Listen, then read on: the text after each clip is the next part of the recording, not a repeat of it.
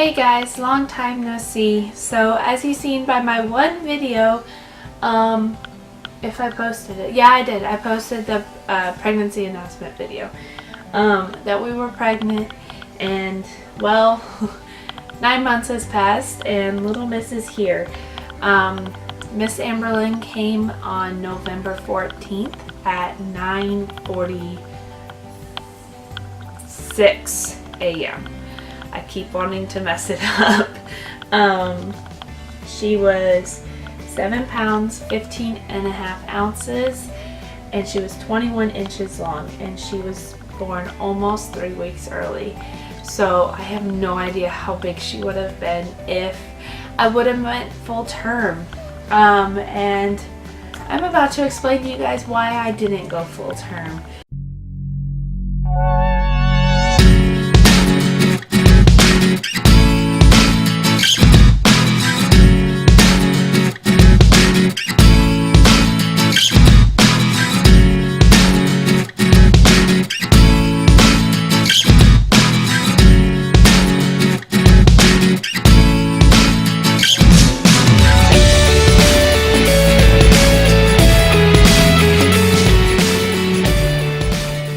She was born on a Monday, and on the Friday before that I had a normal OB appointment, and during my entire pregnancy my blood pressure, everything was fine. My doctor tested me for preeclampsia all the time, and everything came back normal. Well, this one appointment my blood pressure was elevated, my protein levels were elevated, and so he sent me home with a 24-hour urine. I got the 24-hour urine done.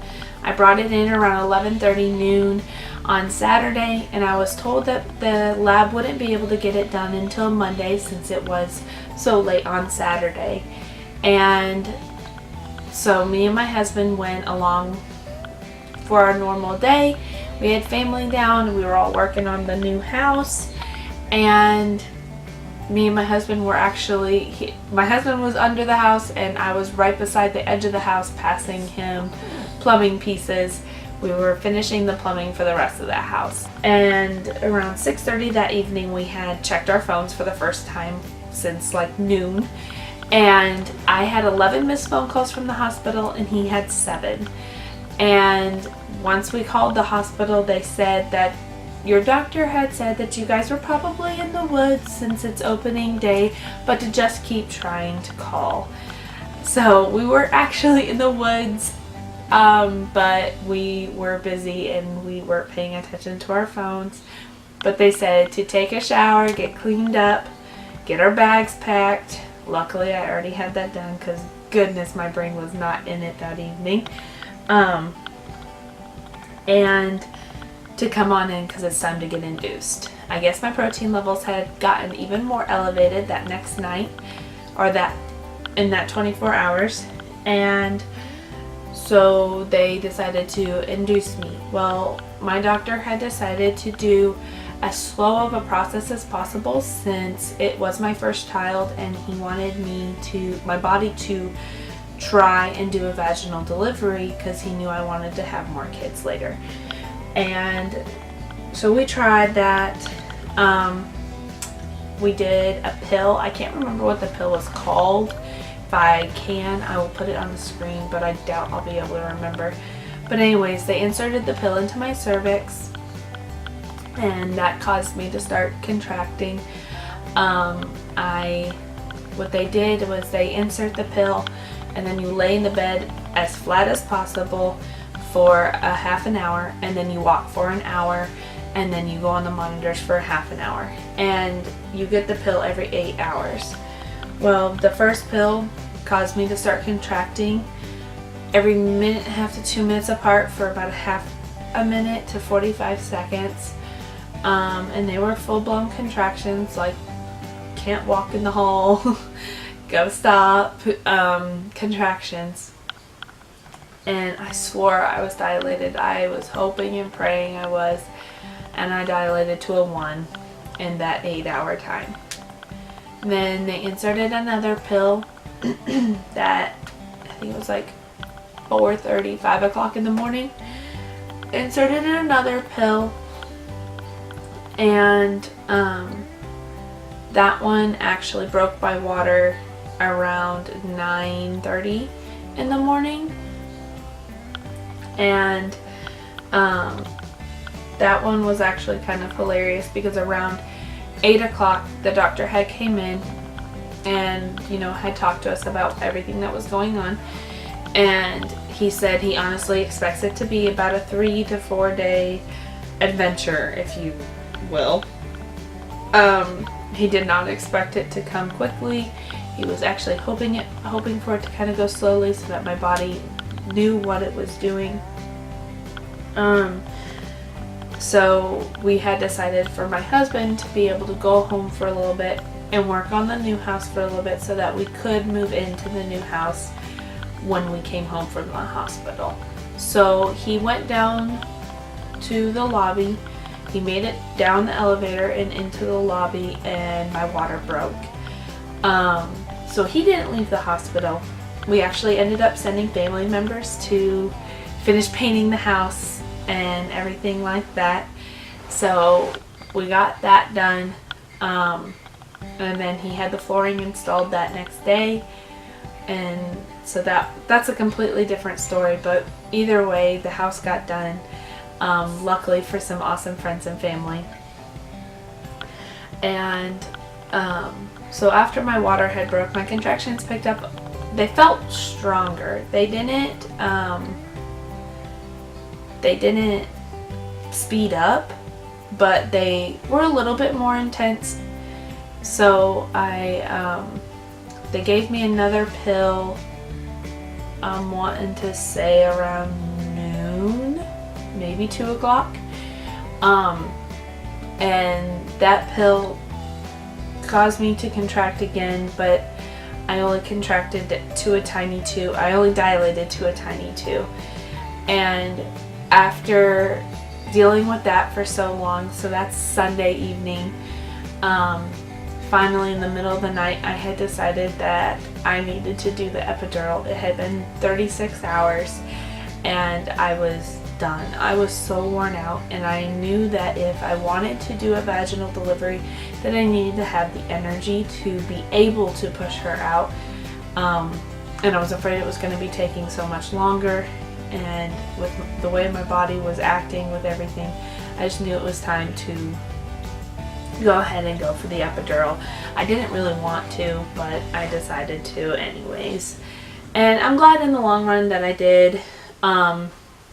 I was able to get a little bit of a snooze in that evening.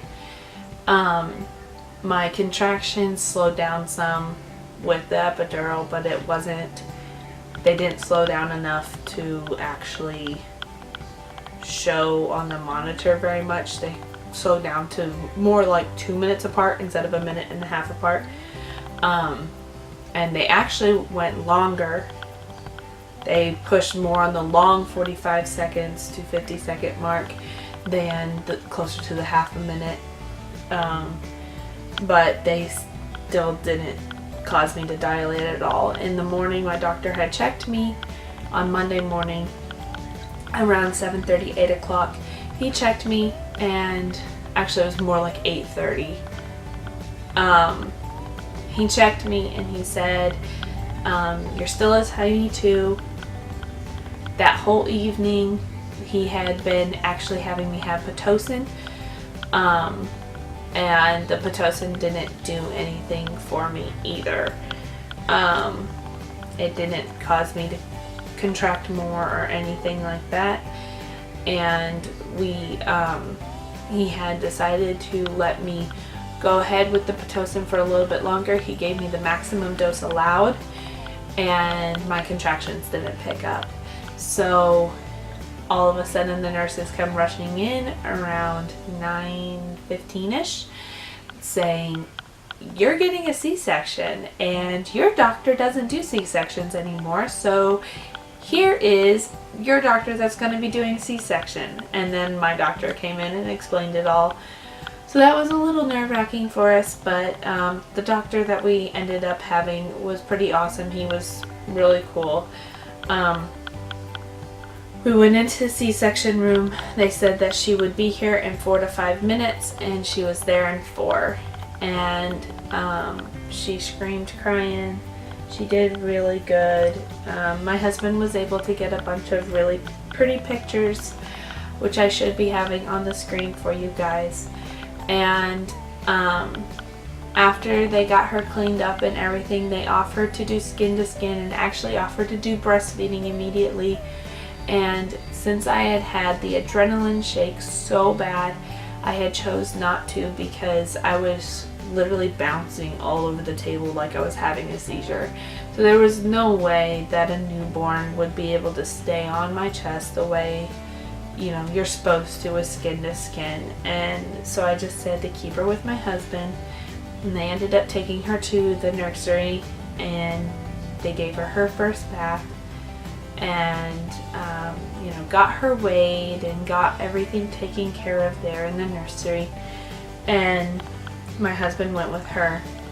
While my husband was with her, my nerves had gotten worse. I was kind of causing myself to have a little bit of a panic attack. I don't know why. I think it was because I knew that something was going on, and because all the doctors in the room were getting quiet, and it was just very nerve-wracking, and I ended up throwing up for the rest of the C-section.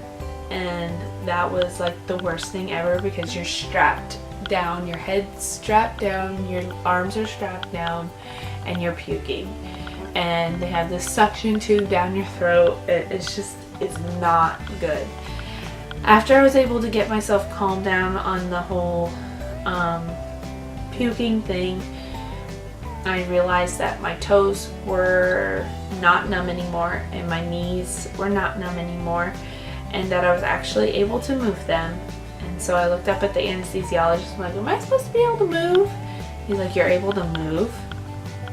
And so I lifted my leg up off the table, like from my knee down off the table, and a couple of the nurses were like, she's moving, she's able to move. And so I had to have another round of numbing medication, which that kind of made me nervous, just thinking that, like, obviously the medicine that they're giving me is not working, and that made me nervous again, made me sick again. And then they were, you know, I heard them saying, we're trying, you know, things are starting to work now and stuff like that. I didn't know what was going on at the time, but it ended up that my uterus was not contracting back down, and I lost a lot more blood than I was supposed to in surgery, and which caused a lot more problems later on for me, which I will explain here in just a little bit. So my husband and Ambi here came back after the surgery was done, and they were finishing getting me cleaned up, and so I was able to do skin to skin with her in the C-section room before we even went into our room. They wheeled me and her into our new room, and that was really nice. And then come to find out, my blood pressure never was dropping. Normally with preeclampsia, you deliver to cure preeclampsia. My preeclampsia wasn't stopping. I had my swelling really, like, my legs were huge. I couldn't bend my fingers. It was bad. So they chose to give me a magnesium drip, and with the magnesium drip, I had to stay in bed for another 24 hours, pretty much bed rest. Was not allowed to move off the bed, and by that point, I was done. I was tired. I had almost 4 days in the 4 days in bed.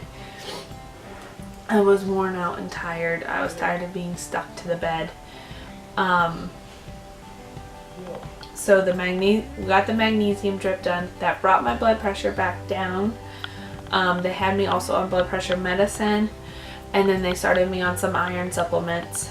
and then after the magnesium drip was done, I was allowed to eat. I hadn't ate in 4 days. That was ridiculous.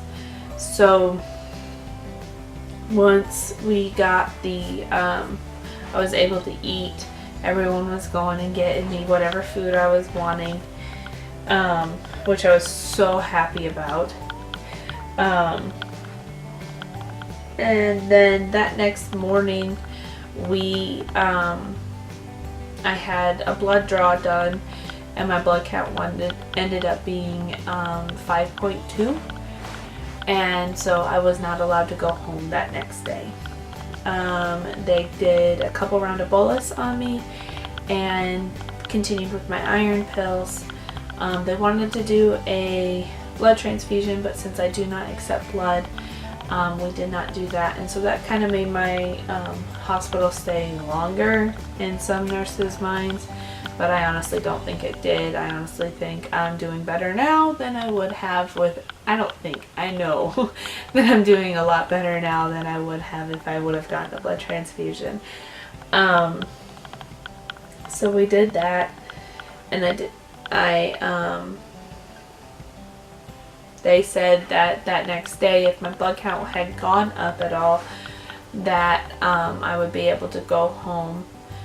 And that evening, I spiked a fever. I think it was like 101.6, if I remember correctly. And I ended up having a uterine infection due to being open for so much longer on the table because my uterus was not contracting. Also in that time, my husband had came down with a viral infection, and so he was no longer allowed on the OB floor technically, because he was running a fever. So he went home. My mom came in and she stayed the night with me one night, and then my mother-in-law stayed the night with me another night. Luckily he's better now. He's just now starting to get over it. He's just now starting to be able to love on her and everything like that. So it really sucked not being able to have my husband in the room constantly with me. But they gave me IV antibiotics, and that brought my fever down. They've also gave me Tylenol. There's a fly. They also gave me Tylenol, and that helped also. That next day, my blood count went up, and we were able to go home around 1:30, 2 o'clock that afternoon. I really hope I didn't miss anything on this birth story. If I did, I will pause the video on a photo and I will fill in the blanks. I definitely have new mama brain, and it's just crazy. It's hard for me to remember everything, but that's why I'm filming this now, so that I can remember as many moments as possible. So I hope you guys enjoyed this. I'm not just filming this for you guys, I'm also filming this for myself, so that later on, if I want to, I can look back and remember how everything went. If you guys see another video posted here soon, it will probably be this little Miss's 2-week update, because she is 2 weeks old today. So I hope you guys enjoyed this. Everyone at the hospital was amazing. We loved all the nurses. Everyone was awesome. It just sucked the way it came out and everything happened. So anyways, I hope you guys enjoyed this, and I will see you guys in my next video.